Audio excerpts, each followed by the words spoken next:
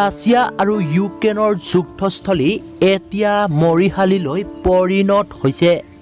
হয়, আজি ইউক্ৰেইন আৰু ৰাছিয়াৰ যুদ্ধ অহৰহে চলি থকা 20 দিনত ভৰি দিছে।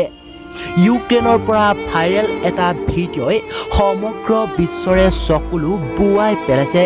ইউক্ৰেইন আৰু ৰাছিয়াৰ সৈন্যৰ লগতে সাধাৰণ নাগৰিকৰো মৃতদেহ অন্তিম ক্ৰিয়াৰ বাবে কঢ়িয়াই কঢ়িয়াই এনেদৰে ভাগৰি পৰিছে।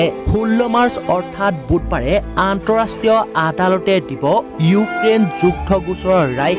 যিহেতু 24 ফেব্ৰুৱাৰীত আক্ৰমণৰ পাছতে আন্তঃৰাষ্ট্ৰীয় আদালতখনত আগ্ৰাসন চলাই গণহত্যা কৰা বুলি ৰাছিয়াৰ বিৰুদ্ধে গোচৰ তৰিছিল ইউক্ৰেইনে।